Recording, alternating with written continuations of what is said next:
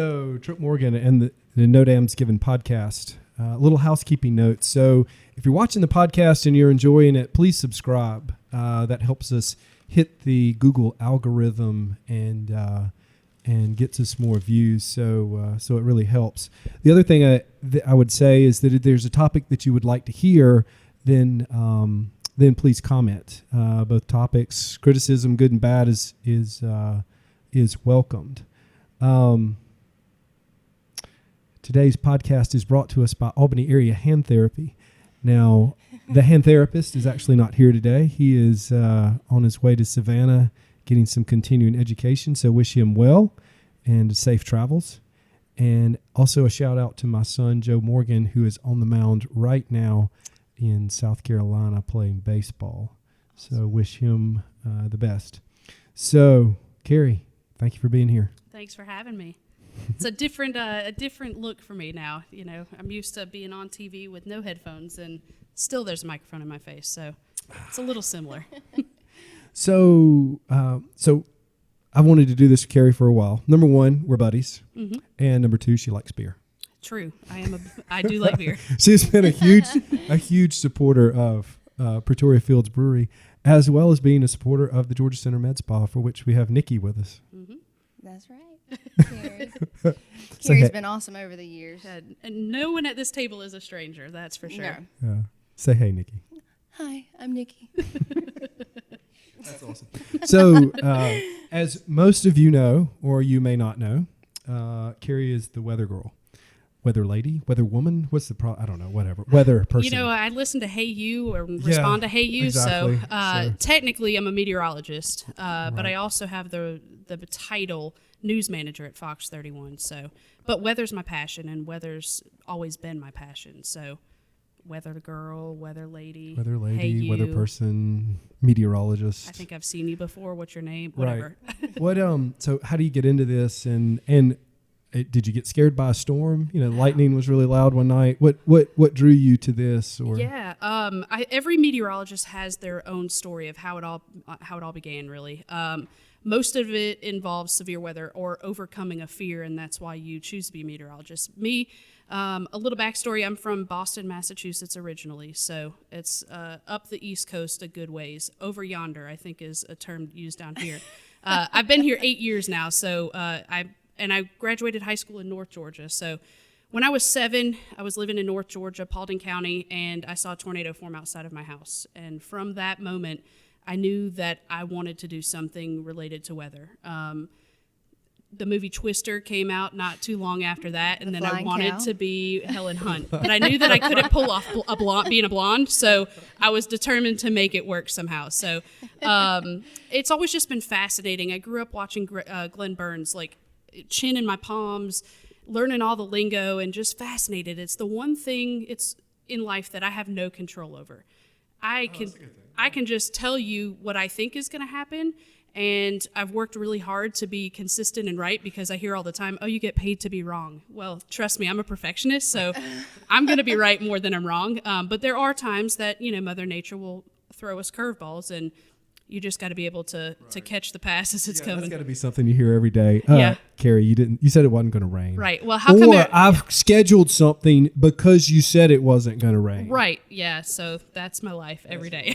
Every day. No, I said there was a 40% chance. Well, I don't even say the 40% anymore. There's always a chance. If you ask me if it's going to rain, there's a chance it may rain. I mean, it works. You're in July right now, and it's Southwest Georgia. So if there's a day without a chance of rain, then we need to mark that one on the calendar, really.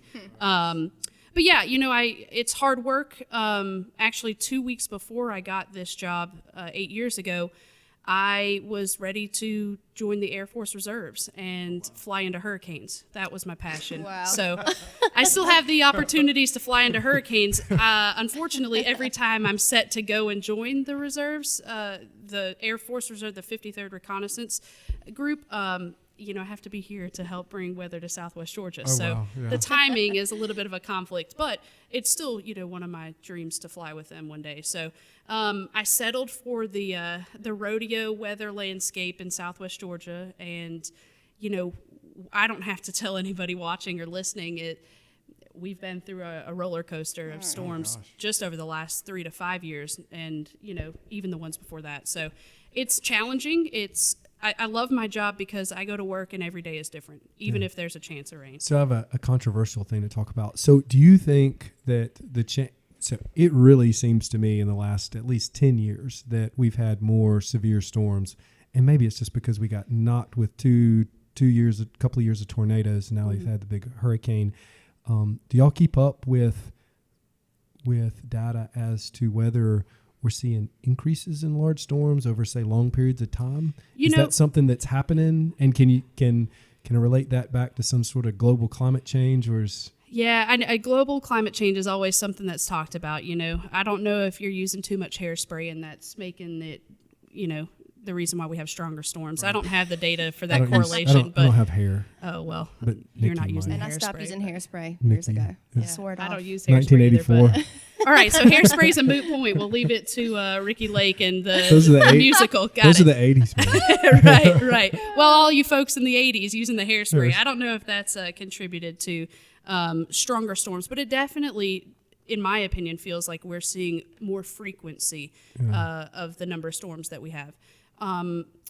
It's interesting. We average for the state of Georgia 20 tornadoes a year, and that one weekend in January we saw over 50 across the state in one weekend. So there's 4 ingredients that make severe weather: heat, moisture, wind, and instability, which is kind of like just a change. It's kind of like chaos in the atmosphere.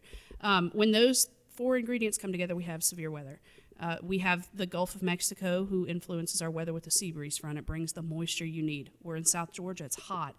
You've got that part of that as well. We also get the sea breeze from the Savannah coastline through the Atlantic. So we are in a position where we can see a lot of storms. It just, when those ingredients come together, that's what makes the perfect storm, or a thunderstorm, or a storm period. So I don't know. Weather's measured on a 30-year scale for the climate for an individual place. It's funny because we use social media and technology so much in our business and in our everyday lives that I'll be on Facebook, and my time hop shows me that we had the same type of tropical system that was impacting us at the same time 2 years ago. So I think we are focused more on it now because of how much damage we've seen over the last couple of years, but I don't know that it's necessarily stronger or necessarily more frequent. It just seems like now we have them all the time, and because of the PTSD people face in this community because of these terrible storms we've seen, a raindrop is scary for some. Oh, yeah. The crack of thunder is scary for some, because they've lost so much, everything that they've worked hard for. Well, you're talking about weather patterns and looking at, so the river keepers, the Flint River keepers, we had a hydrologist show us some data. And if you look at over the last, it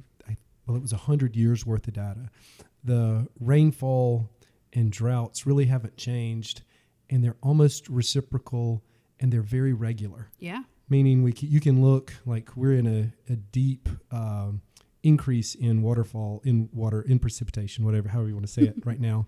But almost assuredly in the next 2 years, that's going to decrease. And then we'll have about 3 to 5 years of drought. Yep. And it's gone on forever. So it's so interesting, that particular part of it. And so I sort of agree with you, or I definitely agree with you that it's like the recognition and knowing that the storm's coming. Because when I was a kid, you just saw some clouds out there. Right. Mom said, "Come on inside. It looks like it's going to rain."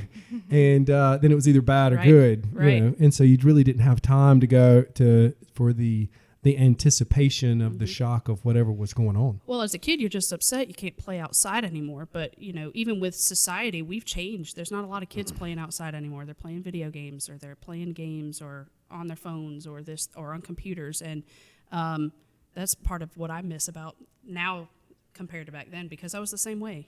I would be the one sitting out in the field or on the driveway looking up at the clouds and trying to figure out what shapes they looked like, Right. But a lot of people don't really do that anymore. And even when I bring it up in school visits that I go to, they're like, "Oh," and I'm like, "You're not going to go home and do it. It's fine." but if you want to, that's a cumulus cloud, in case you're wondering. I'm sure you get asked this a lot. So if somebody wants to go into meteorology, what's the best course for that? It's actually a lot harder than most people think.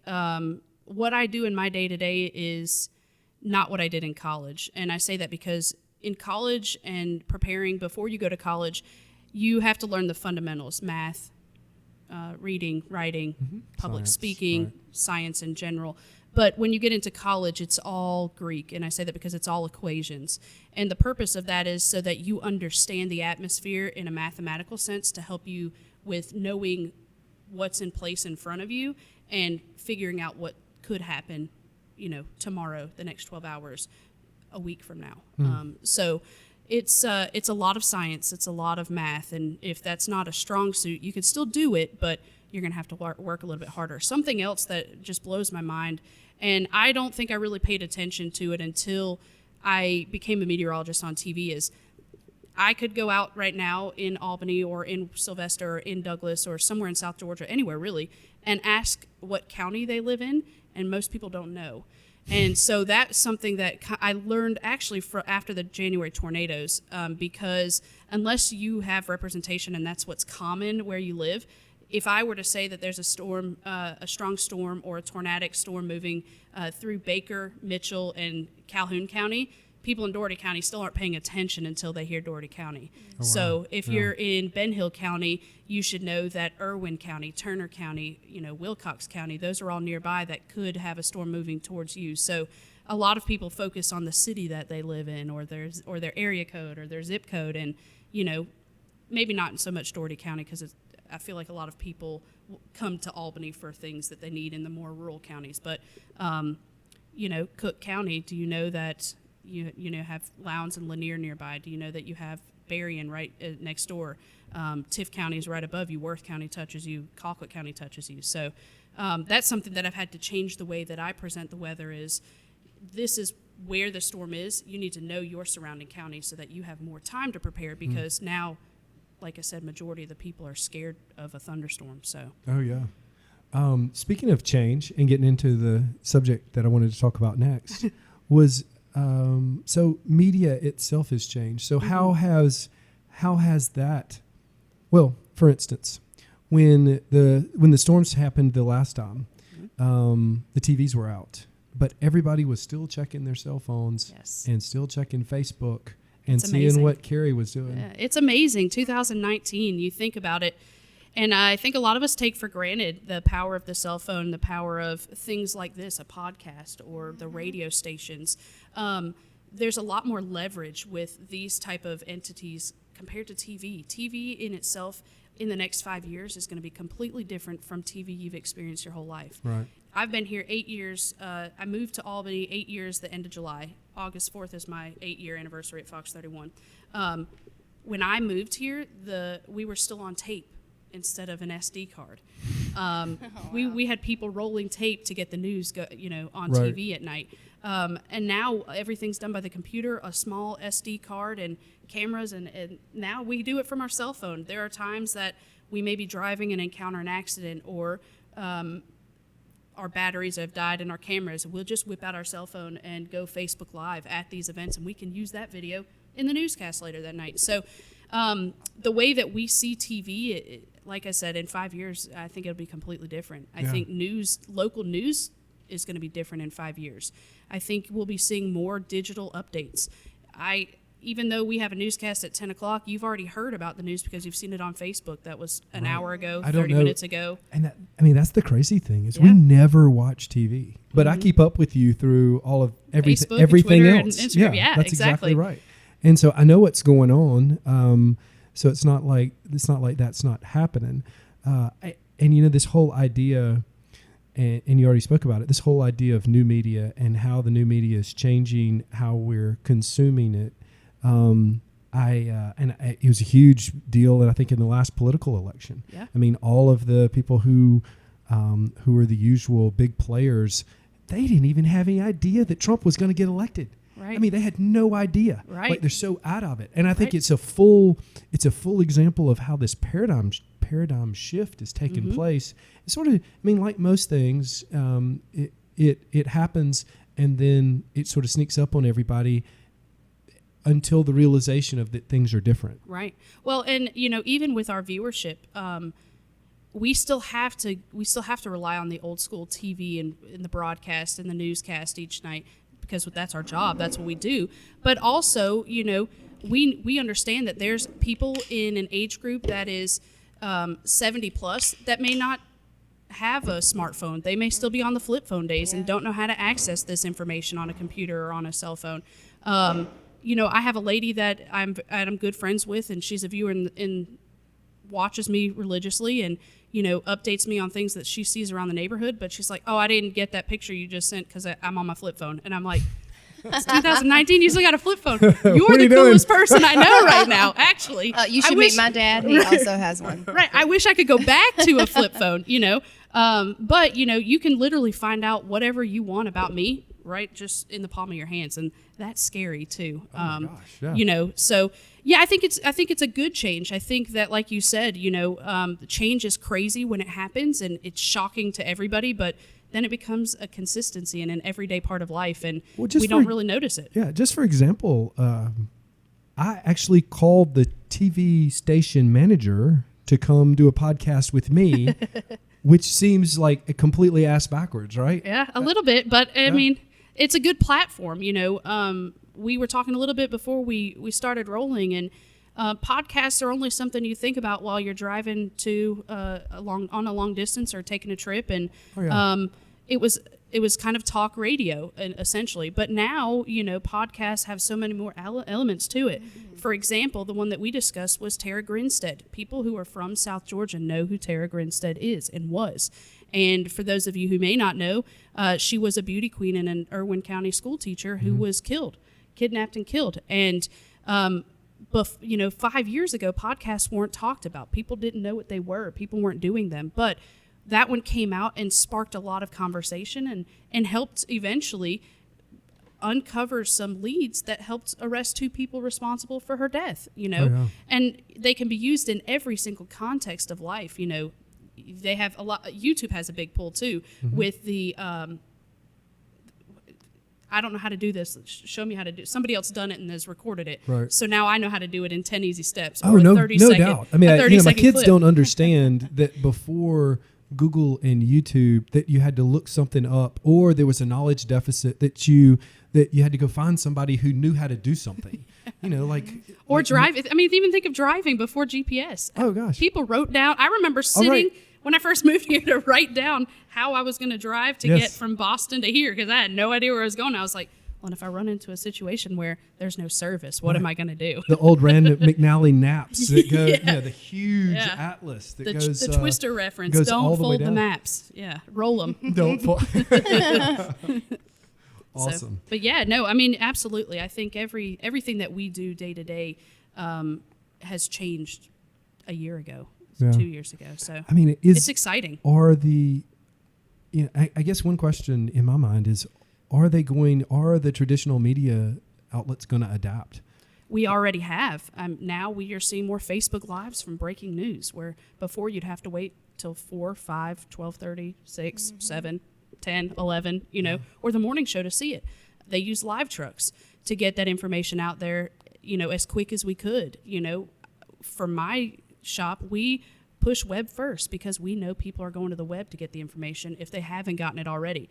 At the same time, social media, it's changed the way for that law enforcement does their job too, because everybody has a cell phone that has some video capability. So they are recording everything. Right. And so, you see more surveillance cameras being used at business locations because it's a way to document what's going on so you don't have to be there every second of every day. Just the access to that, and you can control your cameras from your cell phone sitting on your couch. So it's completely changed. Like I said, we've added social media live breaking news events. We do Facebook Live cut-ins for weather and big weather events that are happening before, during, and after, because your signal may go out. You may have the bunny ears, they're not working. You may have, cable, that's not working. Sometimes the satellite dishes aren't working. So how are you going to get that information, and how are we going to get you that information? So now we're thinking outside of the box, and we're constantly thinking outside of the box. What do we do when this fails? in the land of technology, what else matters? People will sit up, plug their car charger into their phone, and keep that car cranked all night long just to get the latest update on severe thunderstorm warning. Is there a tornado coming to my house? Right. You know, where is Hurricane Michael? Sure. You know, that kind of thing. You know, they are talking about somebody who just robbed a place. Where is that person? Where are they going? Yeah. So it's a way to keep in contact with loved ones too. So I don't know. I mean, it's interesting to see where we may be 5 years from now. This may be completely different too. Well, just to be the naysayer, and you're in the industry, but one of the things that I've read a lot is that, just look at traditional print media. I mean, we've got all of they don't seem to get it, or it could be, and one of my theories is that they have so much structure. So they have large, I mean, just for instance, look at the Albany Herald. They have a huge building. In fact, they owned most of downtown, at least 5 buildings, almost the entire block at one time, which they had filled with printing presses from one end to the other, and they had staff reporters on 3 floors in the building. And so now they're in probably half of one floor, and they've sold all of the buildings that they had. And so there's a ton of just structure that all of these things had that probably needs to go away, because number one, it's not necessary in today's.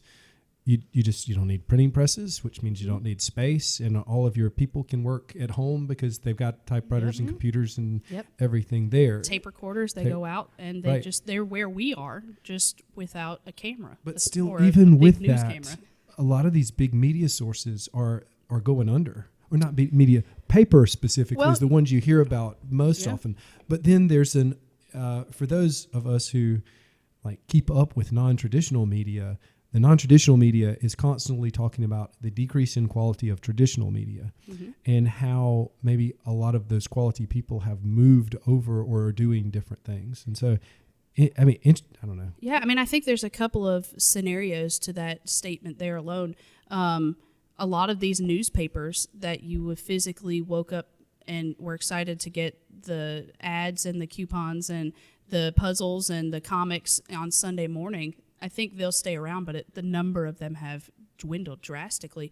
Everything's online, right? Because with their deadlines, their deadlines are for today for a paper that comes out tomorrow. At that point, you're 12 to 24 hours old. Like, it's old news at that point. Right. You know what I mean? mean? If you're publishing something. Yeah, if you're publishing, it's old news already. Time, which is a month old. Yes. And everybody's like, what? Yeah. Exactly. Yeah. So that has also played into the media that I'm into. We have to be more creative on the stories that we're turning every day.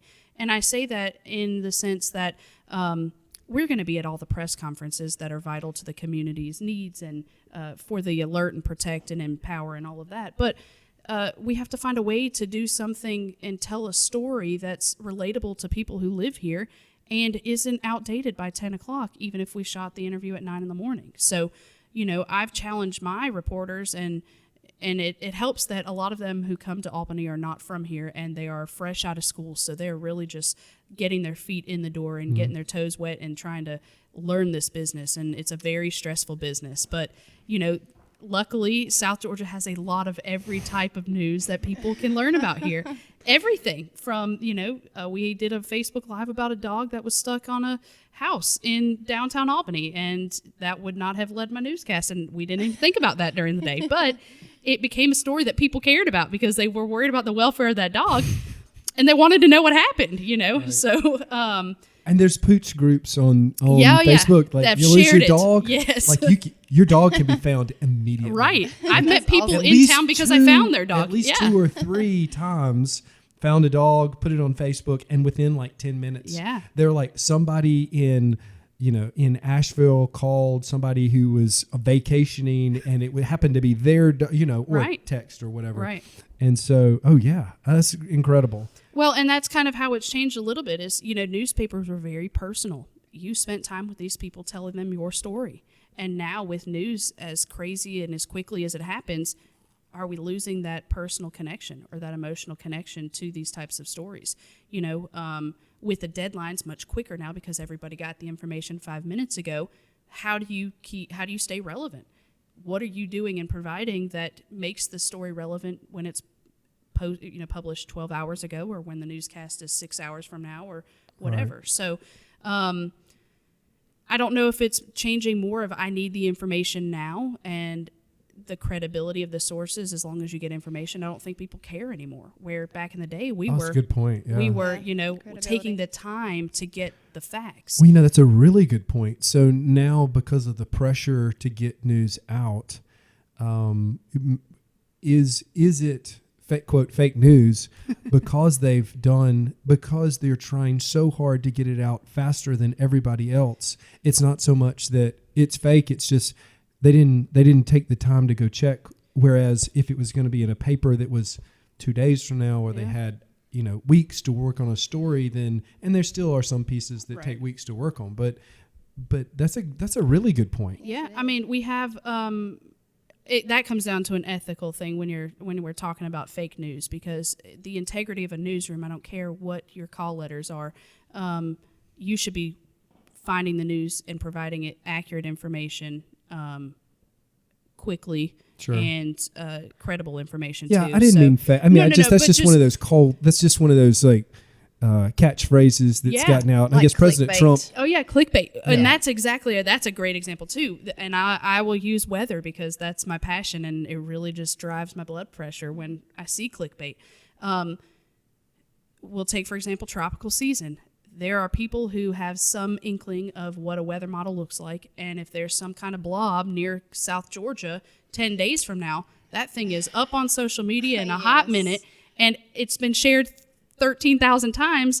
That thing may not even happen. Everyone's triggered. Everyone is worried and panicked. And Kerri, there's a tropical storm. Why didn't you tell me?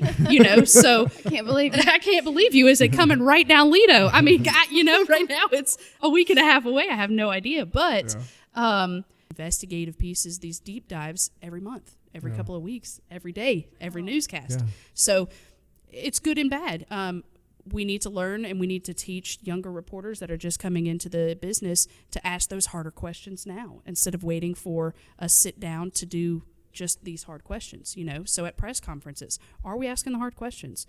The helpful tool with social media and Facebook Live is people watching that aren't there have questions, and we can ask those questions in press conferences now because they're asking them, we can see them pop up on our screen. So, what's the toughest question you've ever had? I don't know. Awkward. I don't know. I don't know. I mean, there are always maybe that was just it.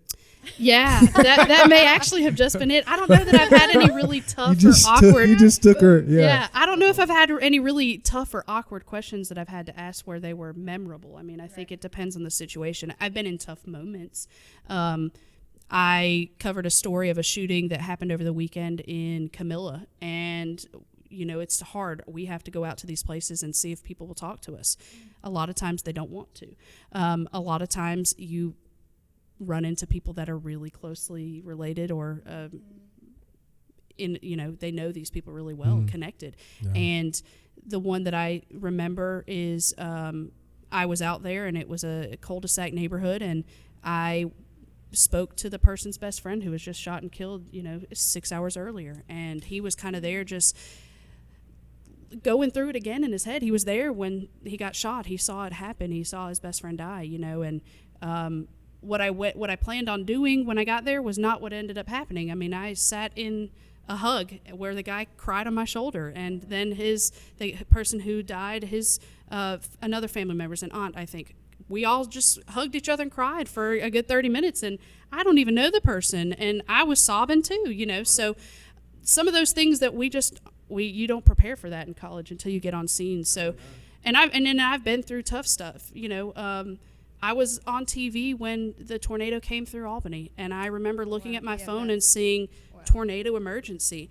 And anybody that really knows me, I'm very, very involved in this community, and I don't sleep, so I find a way to be productive in the community when I'm not sleeping, So it was heartbreaking to know, my gut was, probably in my toes, because I was like, I don't know who this is affecting. These are people that I know. These are people that, that I care for. These are people that, at the same time, my family's right down the street at the house, the ceiling tiles lifted at the station during all of it when the tornado was passing by. So, and then afterwards, I was with the Salvation Army canteen handing out supplies and bringing hope to the community, or trying to, and just to see the destruction and see what happened while I was trying to get the message out. It's heartbreaking. It's life-changing.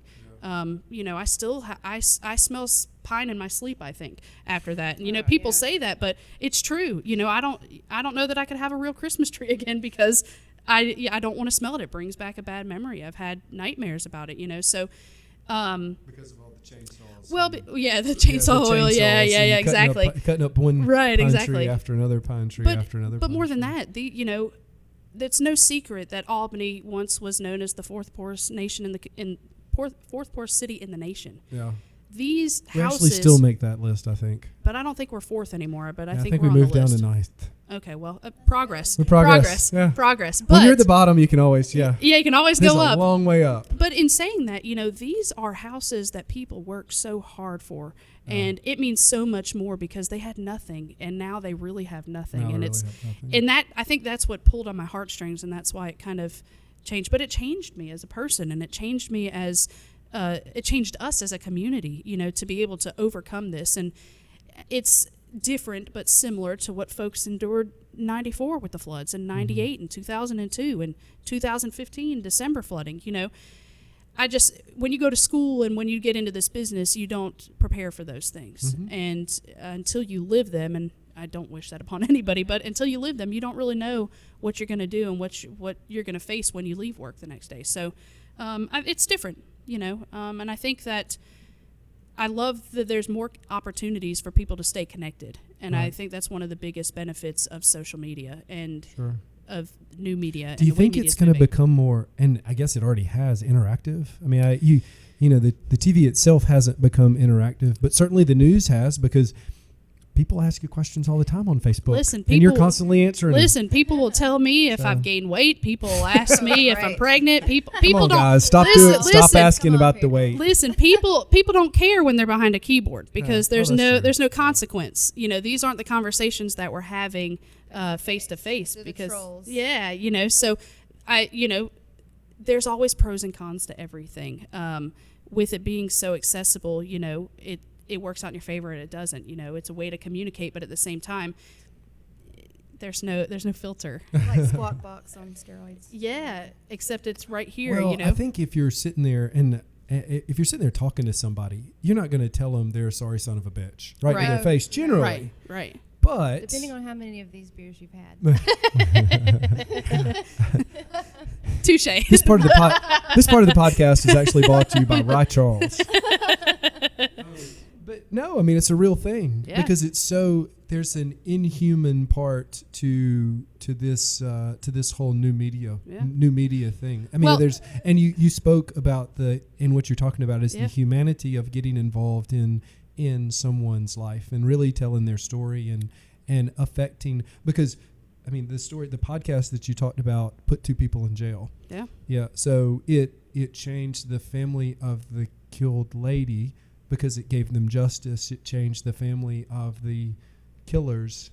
I mean, because they went to prison. Right. And it changed the whole community, because it kept it going. Right. And the same thing happens. I mean, when you're dealing with people, that particular part, and it should affect you. Yeah. I mean, I guess that's the thing about being, like, you need that kind of feedback to keep you honest. Yeah. And that's a weird thing about the whole social media, or the whole constantly being connected, or I'm not really facing another person. I'm just looking at my keyboard, and I can be as ugly to it as I want. Yeah. I've had a bad day. Yeah. Right. And so, we have to come across that. And you asked about some of the toughest or the strangest things. I mean, I remember doing the weather and an email coming in and asking about whether or not I would send them my shoes or my socks, or a photo of me, wearing shoes. So you could probably and you can purchase those online. Yeah, you could actually see that email on Instagram.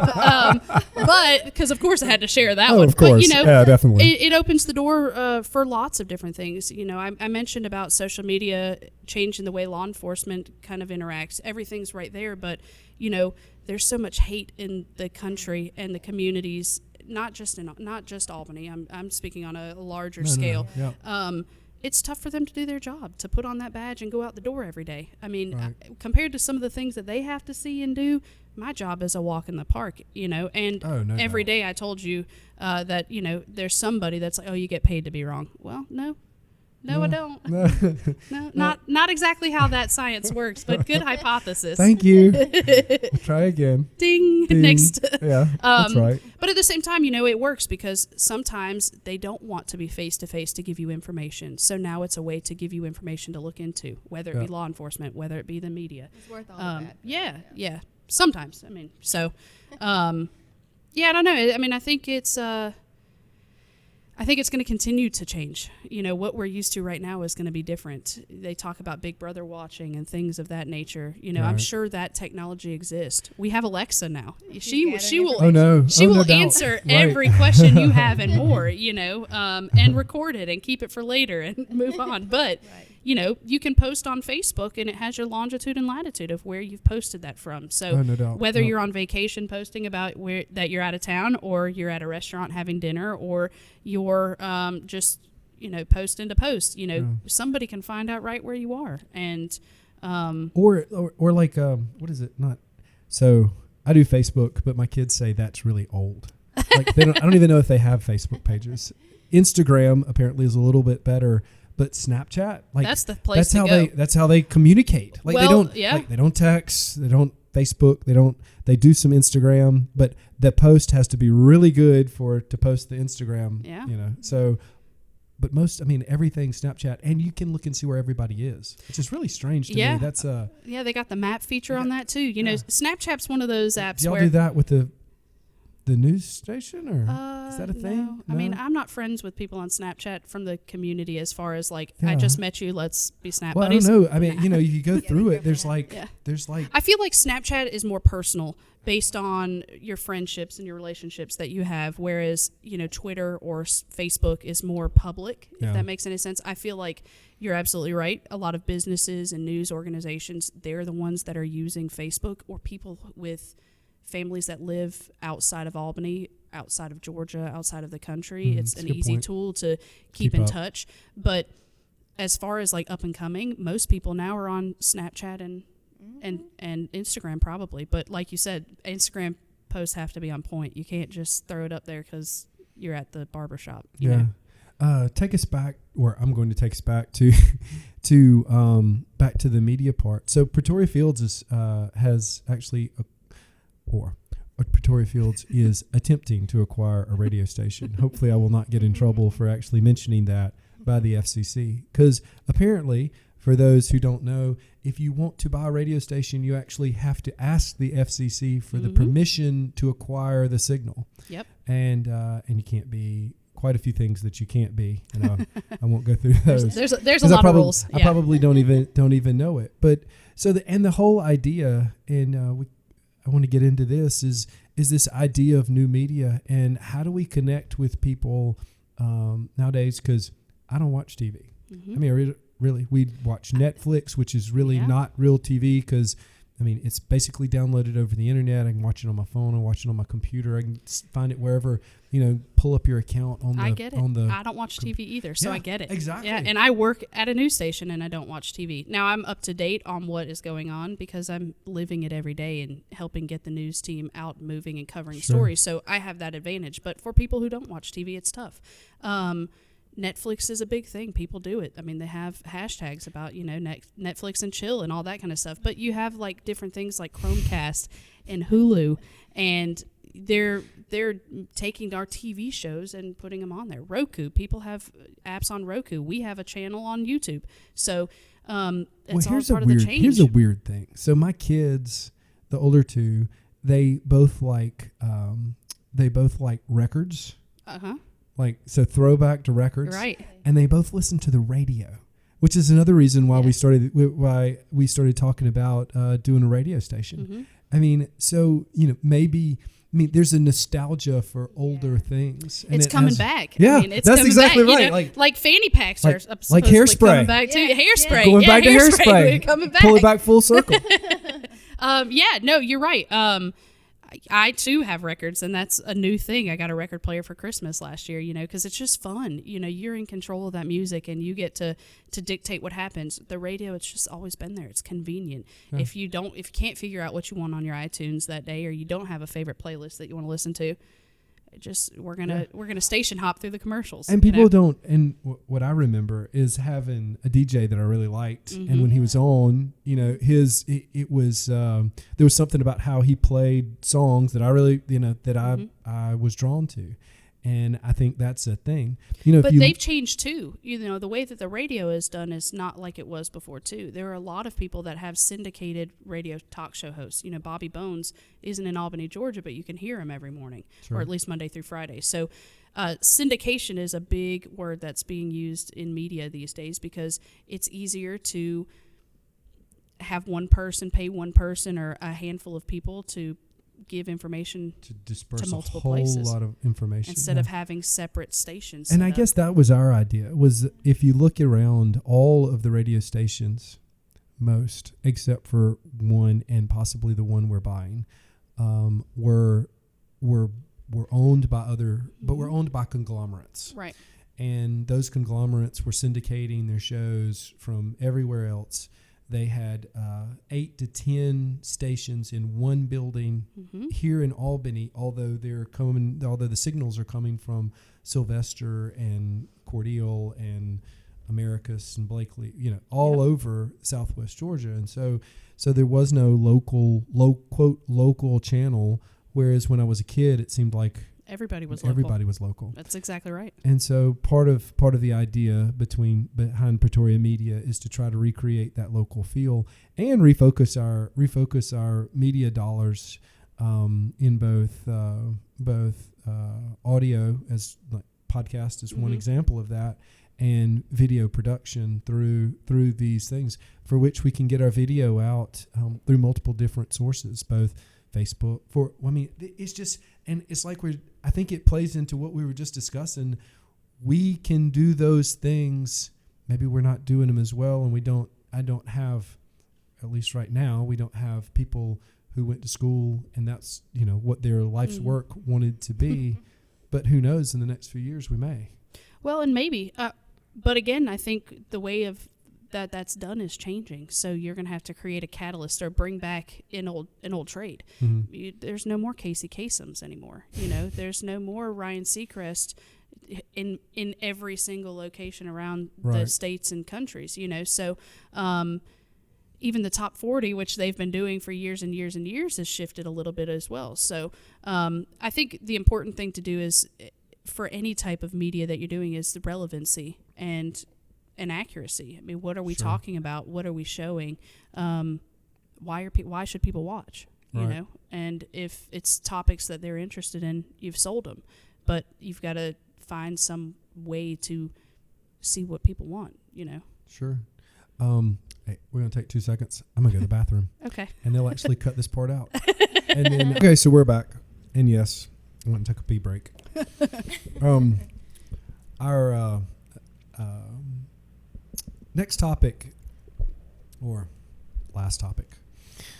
Next topic. I wanted to talk about, one of the things we're doing, or we're trying to do with new media, is, this podcast is one of the things. And so trying to generate a viewership, trying to get better at podcasting, trying to create, and the way in our other businesses that we've done this is through relationships. And through building relationships with everybody and anybody. And so when we were at the Flint River, what was that called? The Knobby Knees Music Festival. That's exactly right. I should know that since I'm on the board. I would love to go to that. I have not been. It was great. Good. Music, fun. Yeah. We dodged a thunderstorm. I mean, totally South Georgia. Awesome. And you were... I was the MC, she was actually. the MC. Yeah. She was the morning MC. Yeah, that's right. Yes. I'm part of the Flint River Keepers, so I've helped MC the event the past 3 years. We just changed to a new name this year, but it makes sense. It's literally part of what the tree is. It's cypress tree is what it's called. So yeah, the Knobby Knees. I'll be going next time. And so while we were there, we sat down and listened to some good music and talked a little bit about how to increase viewership and increase production. And one of the things that I want to do, because it's a passion, is really look at organic agriculture in South Georgia and sustainable farming practices and natural resource management, which also goes on with what's going on with what goes on with the Flint River Keepers, and really highlight those folks that are doing a good job at those things, because it's extremely difficult. Mm-hmm.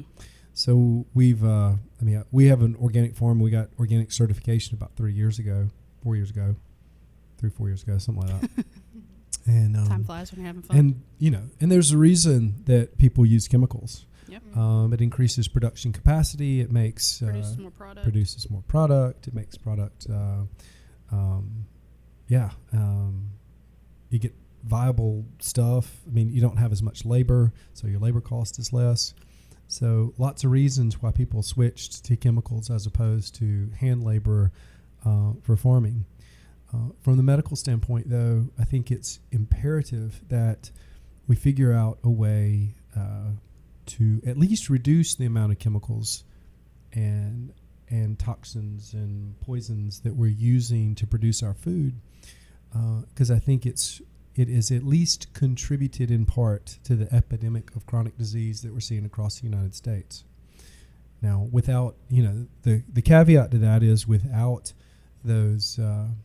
all of the food production, we're one of the richest nations. With that food production, we're one of the richest nations in the world, and we're able to feed our population and many other populations. Mm-hmm. And so maybe, and this would be an interesting thing. How does that look? How do we go about doing that?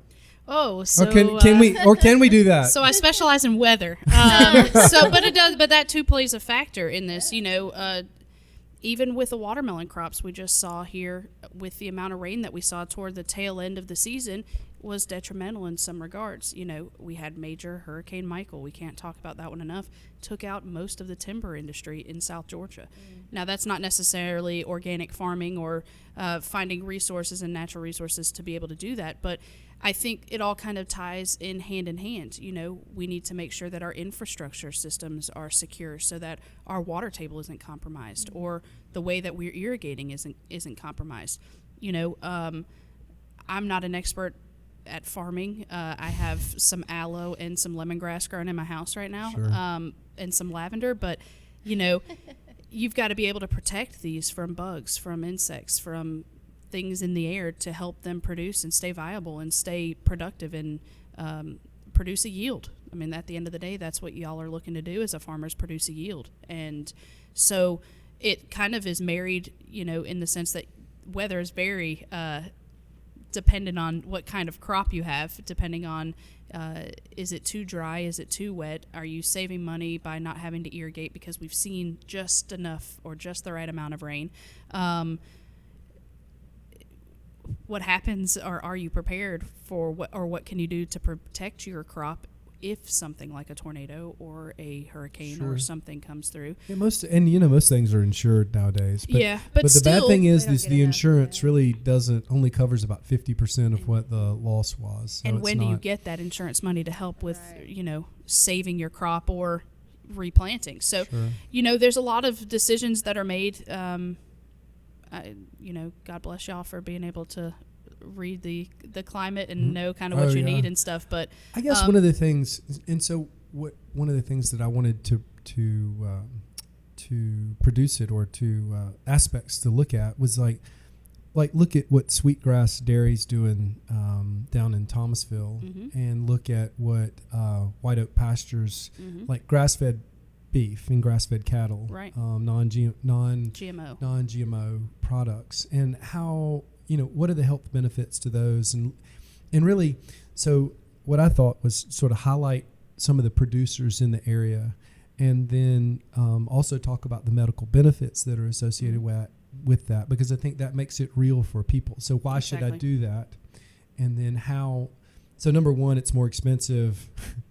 It may or may not taste better, and then and then it's hard to get. That's the other thing. I mean, But even saying all of that, I think if you are able to educate the community and that's bring exactly it. awareness to the Absolutely. community, Yeah, that was kind of my next point in all of this is, weather plays a big factor in all of the steps you have to take as a farmer or a farm owner or a landowner.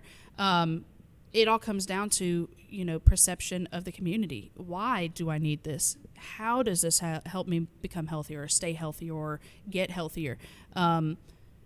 That What- sounds like an investigation. Yeah, well, Yeah. we talked about talking about this at Not Beneath already, but I think that's kind of the big thing, and I think that's how we make it successful is because people may not understand. Oh yeah, exactly. And so, and what I'd really like to do is take it from those things and then look at some of the restaurants in the area that are actually doing the whole farm to table, and then highlight on who they are, what they have to do that. You brought up a really good point. Like, we're in a food desert. And so what is a food desert? So there's plenty of food around, right? So I mean, we got McDonald's. McDonald's is going to sue me, I'm sure. but McDonald's is not healthy. I mean, from the and that's my medical opinion. Right. Eating McDonald's for every meal is not healthy. Now, McDonald's is cheap. There's a lot of calories in McDonald's, but there's not much nutrition. Yeah, I was going to say And so the fillers, right? Yeah. Yeah. And so the problem is most people eat a lot. They get a lot of calories, but they don't get the nutrition that they need to be healthy. Well, And- devil's advocate, let's talk about the people who live here. They're working at least one job to pay the bills. They have kids that they've got to feed.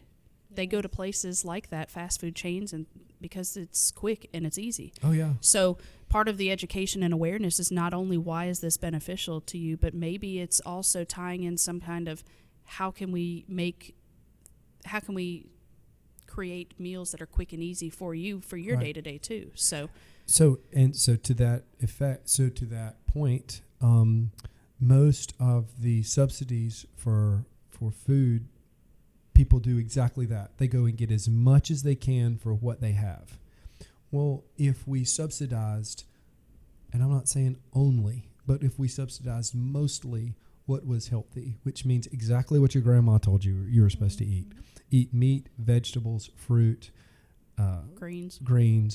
I mean, it's not that hard. I mean, it's just, get the grain, I'm not saying never eat grains, never eat dairy, or never have sugar. It's just, it doesn't need to be the staple of every meal. Right. And, there's not You've just upset every I toddler in know. South Georgia. 4 to 5 times a day, patients say, "But that's all I eat," and that's the problem. Okay, Yeah. and that's the problem, and so the solution is get back to a more agrarian diet, in which we're getting a lot of green leafy vegetables and then 3/4, and there's a lot of vegetarians who would do that, but I think protein-based nutrients has a lot of benefit, and so 3/4 of your plate should be green, and 1/4 green or red, blue, orange, and then 1/4 should be meat. And so, but highlighting those things and the people that are providing, the people that are already doing that, and then the education that goes along with it, because as people get a little more affluence, not influence. As they get a little more affluence, then they start worrying about they start caring about those things.